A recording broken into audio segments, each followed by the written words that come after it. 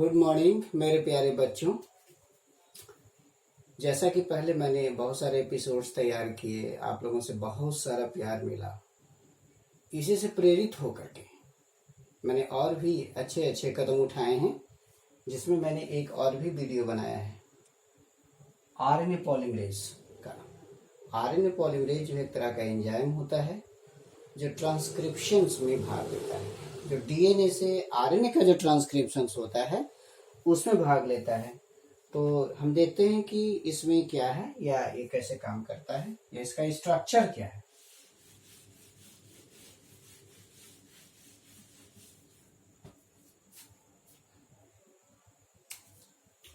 Enzyme है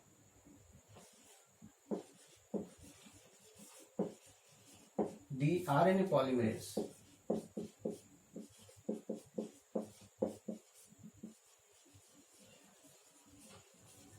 हम आज इसी पर स्पेशल चर्चा करेंगे। जितना हम चर्चा करेंगे उतना काफी होगा, पर्याप्त होगा आपके एग्जामिनेशन पर्पस के लिए। आरएनए पॉलीमरेज एक एंजाइम्स है। इट टेक्स पार्ट्स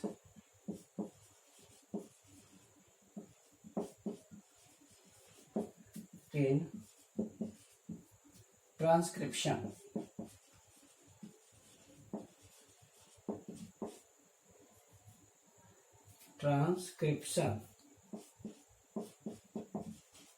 ये ट्रांसक्रिप्शन से भाग लेते हैं, चाहे वो यूकैरियोट का हो या प्रोकैरियोट्स का हो।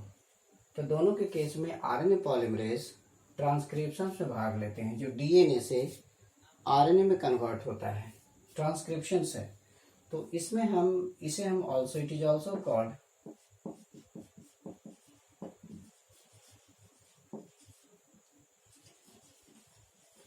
डीएनए डिपेंडेंट या DNA directed.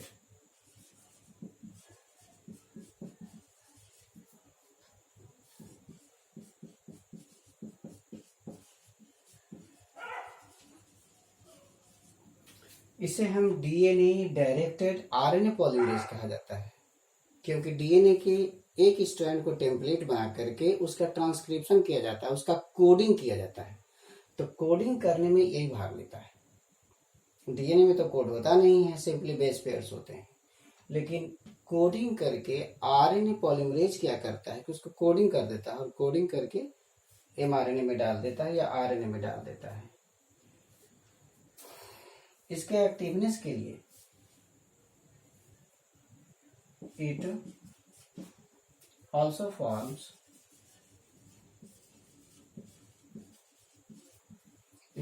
forms RNA primer, RNA polymer। RNA polymer का निर्माण करता है। इट रिक्वायर्स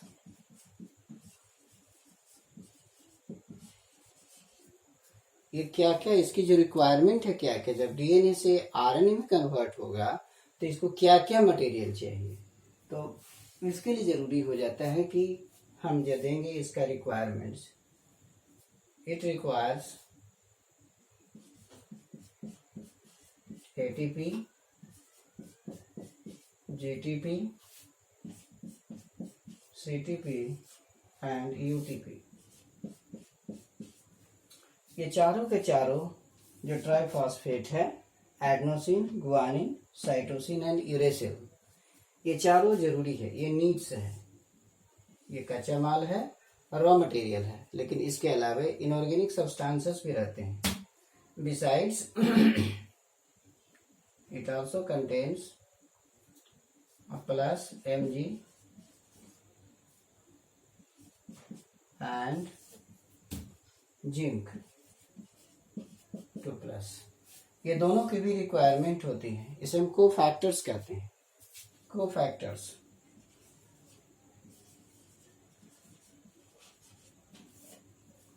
कोफैक्टर के रूप में Mg+ और जिंक, ये जो दोनों हैं इसके एक्टिवनेस के लिए, काम करने के लिए जरूरी हो जाता है। तो इसको हम चलते हैं जाकर के देखते हैं। स्ट्रक्चर के रूप में, तो ट्रांसक्रिप्शन में भाग लेता है। इसे डीएनए डिपेंडेंट आरएनए पॉलीमरेज भी कहा जाता है, या डीएनए डायरेक्टेड आरएनए पॉलीमरेज, क्योंकि डीएनए से ही निकलता है और ये आरएनए पॉलीमर का निर्माण करता है। और इसके करने के लिए जो जो चीजें जरूरी होती है वो होती है कोफैक्टर्स, ये सब होते हैं। इसका जो स्ट्रक्चर होता है वो इस प्रकार है, स्ट्रक्चर ऑफ आरएनए पॉलीमरेज। इसका स्ट्रक्चर हम देखते हैं।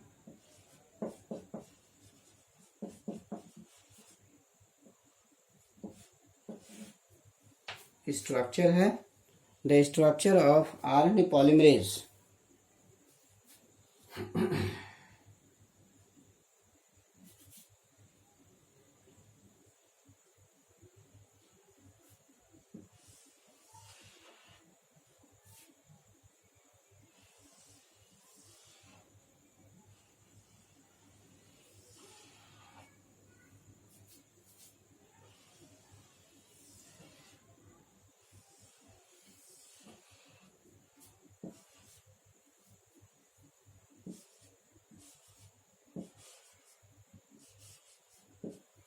This is the structure of RNA polymerase. ये होलो एंजाइम्स है।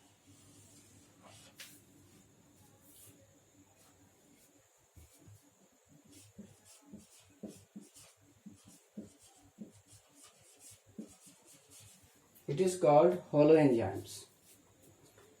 सिग्मा है, alpha alpha beta beta. This is called RNA polymerase. ये आरएनए पॉलीमरेज का स्ट्रक्चर होता है। इसमें हम फंक्शन दे देते हैं, जैसे alpha sigma, it is called sigma.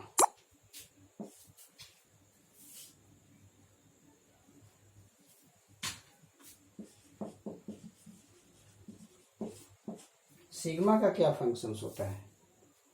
Sigma का फंक्शंस होता है प्रोमोटर रिकॉग्निशन,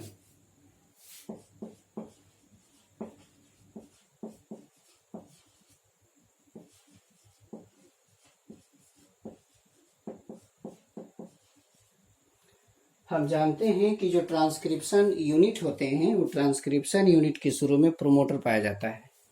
यही जो है उस प्रोमोटर को पहचानता है। इसकी संख्या 1 होती है। Alpha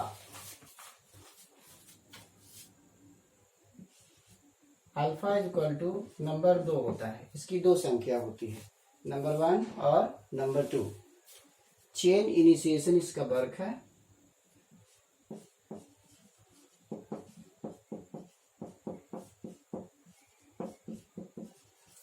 chain initiation and interaction.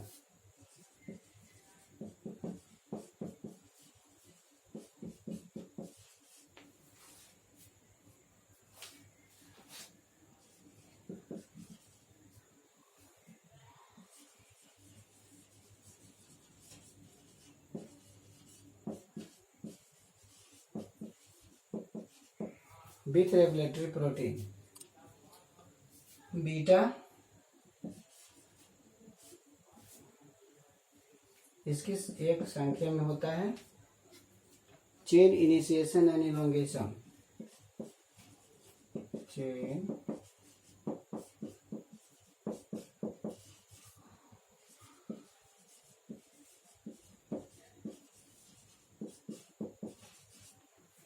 और एक और है बीटा डैश।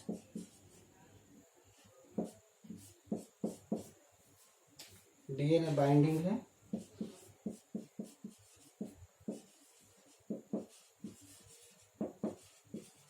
इस तरीके से हम देखते हैं कि ये जो होलो एंजाइम है, ये आरएनए पॉलीमरेज है। There are 5 members in it, जिसमें एक अल्फा होता है, 2 बीटा है और 2 अल्फा है। बीटा में एक बीटा होता है, एक बीटा डैश होता है। इसमें देखिएगा अल्फा सिग्मा है, इसको हम सिग्मा फैक्टर्स कहते हैं। इसका काम है प्रोमोटर रिकॉग्निशन करना। आपका जो डीएनए का प्रोमोटर रीजन होता है उसको पहचानता है। अल्फा 2 की संख्या में होती है। ये चेन की शुरुआत करता है, चेन की शुरुआत। और जो रेगुलेटरी प्रोटीन होता है उसके साथ इंटरेक्शंस करता है, तालमेल करता है, उसके साथ मिलने की कोशिश करता है। बीटा की संख्या 1 है। इसका भी काम है चेन इनिशिएशन, लेकिन चेन इनिशिएशन के साथ साथ ये इलोंगेशन भी करता है। यानी आपको ध्यान रखना होगा कि चेन का इलोंगेशन जो आरएनए पॉलीमरेज के कौन मेंबर्स करते हैं, तो बीटा। जहां तक बीटा डैश का प्रश्न है, तो डीएनए में बाइंड करने के लिए जो डीएनए का डबल स्ट्रैंड होता है उसको पकड़ के रखता है। तो इस तरह से जितने भी इसके कंपोनेंट्स होते हैं, घटक होते हैं, वो सब उसका अपना अपना काम होता है। तो these are the structure of this. जहां तक ट्रांसक्रिप्शन का प्रश्न होता है, ये तमाम जितना भी चीजें हम देख रहे हैं ये आरएनए पॉलीमरेज है, प्रोकैरियोटिक के केसेस में है।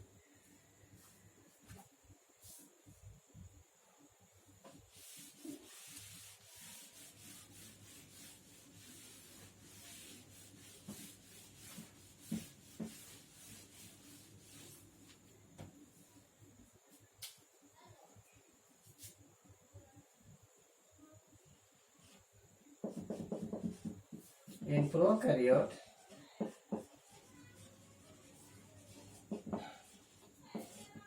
प्रोकैरियोट्स में ट्रांसक्रिप्शन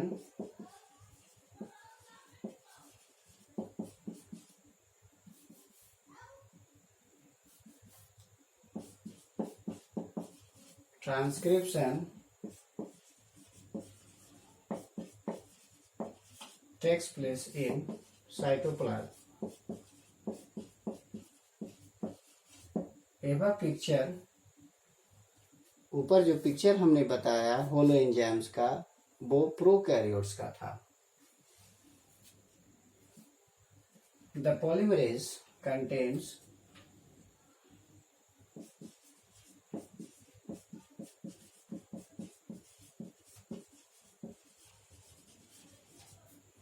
the polymerase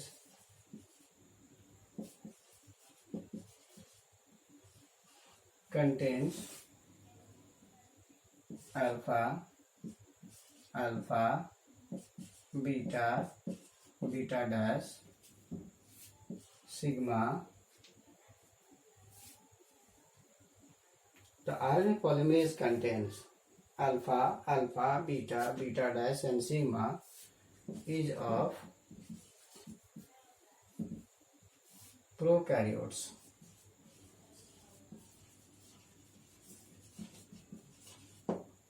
इसके केसेस में देखा गया है कि आरएनए पॉलीमरेज एक ही एंजाइम होता है जो सब तरह के आरएनए का निर्माण करता है। इन प्रोकैरियोट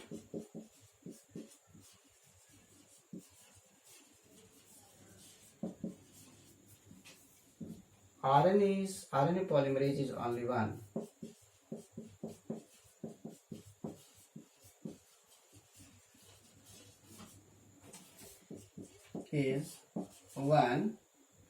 RNA polymerase एक ही होता है that forms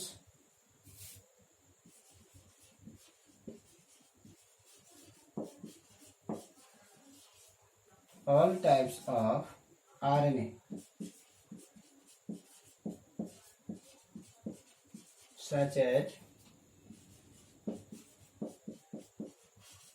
mRNA, tRNA and rRNA। हमेशा याद रखिएगा जो प्रोकैरियोट्स होते हैं, प्रोकैरियोट्स में चूंकि साइटोप्लाज्मिक ट्रांसक्रिप्शंस होते हैं, तो इसके केसेस में आरएनए पॉलीमरेज की संख्या जो होती है, टाइप जो होता है, एक ही होता है। In prokaryote only one type of enzyme is present. एक ही तरह के होते हैं। Only one type of is so RNA polymerase is of one type.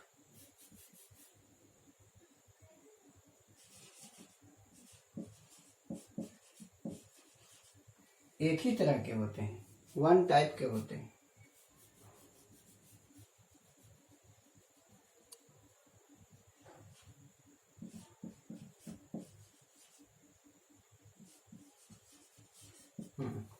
एक ही तरह के होते हैं। प्रोकैरियोट्स में एक ही तरह के एंजाइम होते हैं जो सब तरह के आरएनए का निर्माण करता है, यानी एमआरएनए, टीआरएनए एंड आरआरएनए।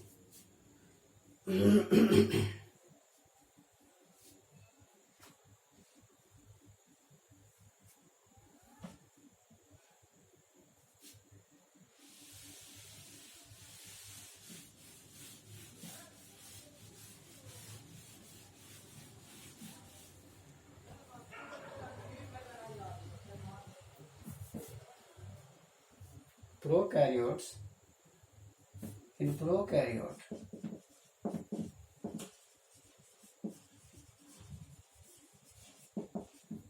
जो स्ट्रक्चरल जीन होते हैं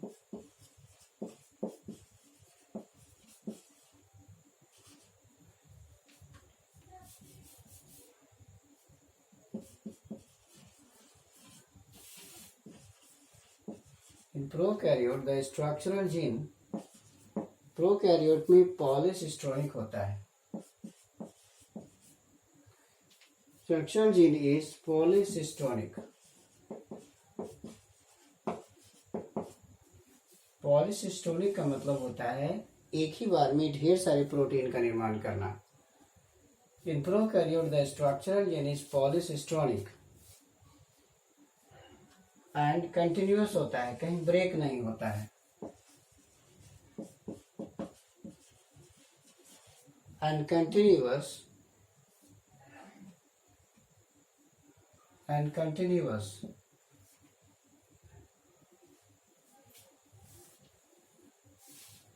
इन यूकैरियोट्स के केसेस में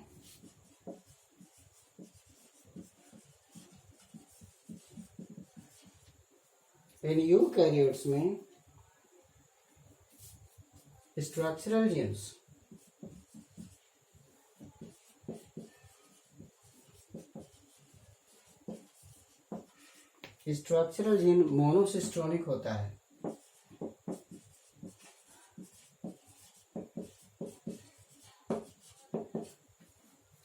एक जीन एक ही प्रोटीन का निर्माण करेगा। मोनोसिस्टोनिक होती है। The way of transcription is similar.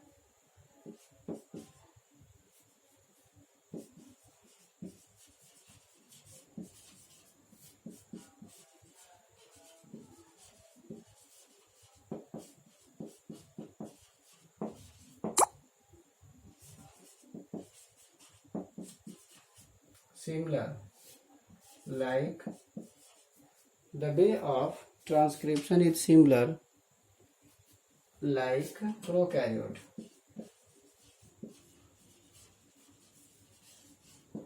जिस प्रकार ट्रांसक्रिप्शन प्रोकैरियोट्स में होते हैं उसी प्रकार के सिमिलरी तरीके से यूकैरियोट्स में भी होता है। अंतर ये है कि आपका जो प्रोकैरियोट्स में एक ही आरएनए एंजाइम्स होती हैं, जबकि इसमें 3 तरह के होते हैं।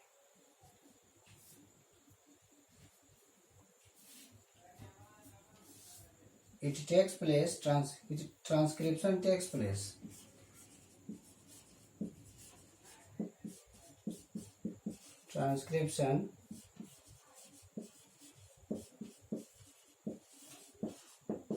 Takes place in nucleus. Transcription nucleus के अंदर होता है। हम उसमें ट्रांसक्रिप्शन साइटोप्लाज्म में होता है। उसमें ट्रांसक्रिप्शन जो होते हैं साइटोप्लाज्म में होते हैं, जबकि इसमें ट्रांसक्रिप्शन जो होता है न्यूक्लियस में होता है। इसे याद रखिएगा। जो प्रोकैरियोटिक सेल्स होते हैं उसमें ट्रांसक्रिप्शन जो होता है, जैसे प्रोकैरियोटिक सेल्स होते हैं, ये प्रोकैरियोटिक सेल्स होते हैं, ठीक है। प्रोकैरियोटिक सेल्स होते हैं, ये डीएनए है, यहाँ ट्रांसक्रिप्शन होगा, ट्रांसक्रिप्शन होगा, ट्रांसलेशन होगा, ट्रांसक्रिप्शन एंड ट्रांसलेशन, ट्रांसक्रिप्शन, और ये हो गया ट्रांसलेशन।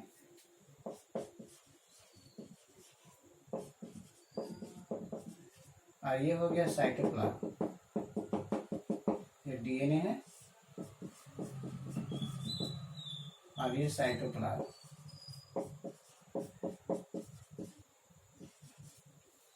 यानी कि ये प्रोकैरियोट्स के केसेस में प्रोकैरियोटिक सेल,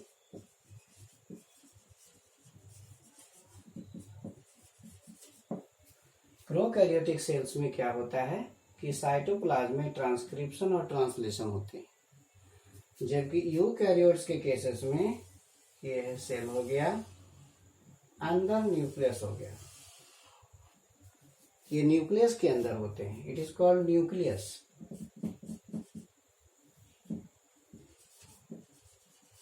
ये न्यूक्लियस हो गया, और यहाँ पर क्या होता है, डीएनए होता है, और डीएनए से एमआरएनए तैयार होता है। ये देखिए, this is called DNA, DNA RNA. Nucleus के अंदर होता है। ये हो गया यूकैरियोटिक सेल।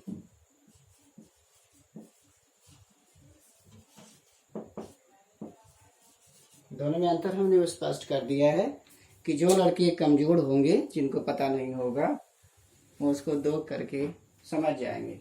हमने कोशिश किया है कि हर एंगल से समझाने का। हम जानते हैं कि प्रोकैरियोटिक जो सेल होता है उसमें न्यूक्लियस नहीं होता है, तो जब न्यूक्लियस नहीं होता है तो क्रोमोसोम साइटोप्लाज्म में होते हैं, किसी खास पर्टिकुलर एरिया में वो घुसे हुए रहते हैं, प्रोटीन के माध्यम से सटे हुए रहते हैं, तो वहां पर ट्रांसक्रिप्शन और ट्रांसलेशन साइटोप्लाज्म में ही होता है, और दोनों साथ साथ होता है। जबकि इसमें देखा गया है कि न्यूक्लियस डेवलप होता है, यूकैरियोटिक सेल्स में न्यूक्लियस वेल डेवलप्ड होता है, और यहाँ पर जो ट्रांसक्रिप्शन हो रहा है वो न्यूक्लियस के अंदर हो रहा है, न्यूक्लियस के, साइटोप्लाज्म नहीं होते हैं। इसमें जो एंजाइम का टाइप होता है वो 3 तरह का होता है। There are 3 type of enzymes होते हैं। यूकैरियोट्स में 3 तरह के आरएनए हैं, types of enzyme in eukaryote.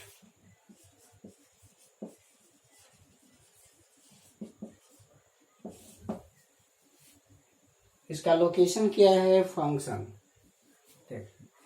Type eukaryotes में।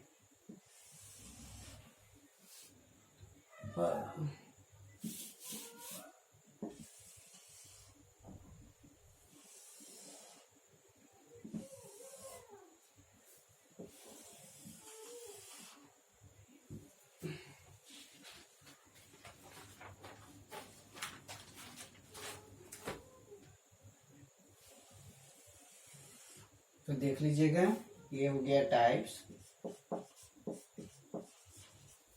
फंक्शन,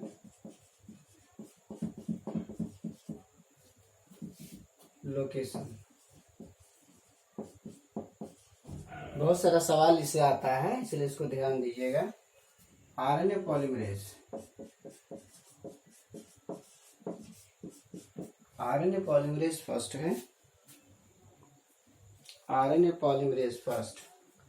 इसका काम है क्या क्या बनाता है, तो सब आरएनए का बनाएगा।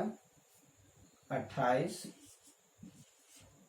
S R RNA, 28 S R RNA है, 18 S R RNA. Are RNA को कहते हैं राइबोसोमल आरएनए, और एस का मतलब होता है स्वेडबर्ग यूनिट, स्वेडबर्ग साइंटिस्ट थे इसके माध्यम से। 5.8 एस आर आरएनए, और ये कहाँ होता है, न्यूक्लियोलस में, न्यूक्लियोलस में होते हैं। दूसरा है आरएनए पॉलीमरेज सेकंड,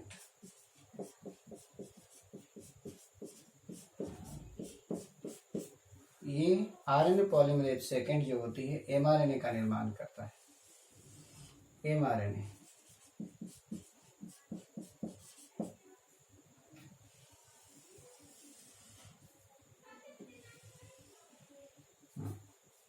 ये न्यूक्लियोप्लाज्म में होता है।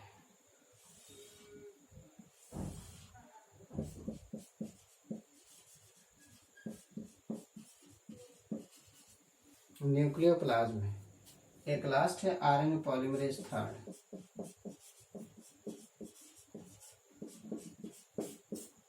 आरएनए पॉली थर्ड, ये जो है टीआरएनए बनाता है 5S और SN RNA. Nucleoplasm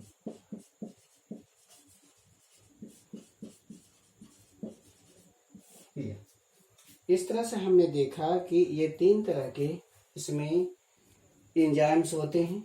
RNA polymerase first, second, third, हमने सब का अलग अलग लिख दिया है। आरएनए पॉलीमरेज फर्स्ट जो है 28S ribosomal RNA, 18S ribosomal RNA, 5.8S ribosomal RNA का निर्माण करता है, जो न्यूक्लियोलस में है।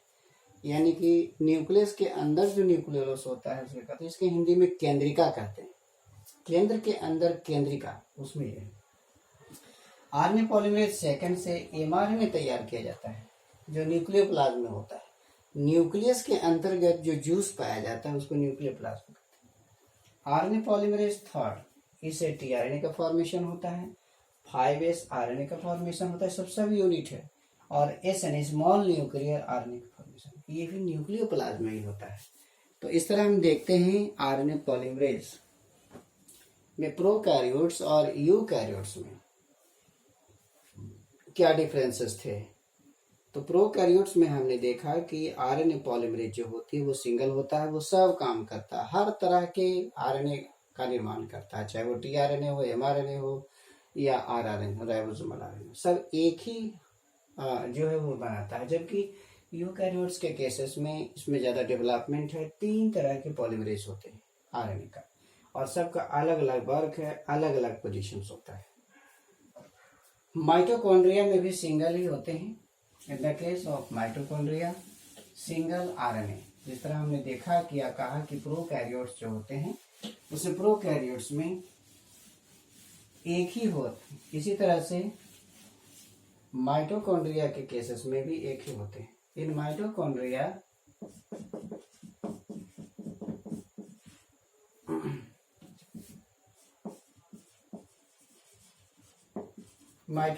है, बैक्टीरिया तो प्रोकैरियोट्स है ही। बैक्टीरिया है सिंगल आरएनए पॉलीमरेज,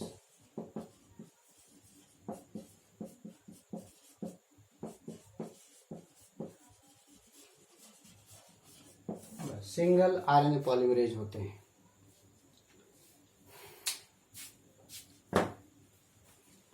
इस तरह से आज हमने जो बनाया है इसको आप लोग ध्यान से पढ़ेंगे। आज हमने पूरी तरह से आरएनए पॉलीमरेज के बारे में जिक्र किया और हमने वीडियो बनाया। इसमें ध्यान ये रखिएगा कि 2 तरह के सेल होते हैं, एक प्रोकैरियोटिक सेल होते हैं, एक यूकैरियोटिक सेल होते हैं।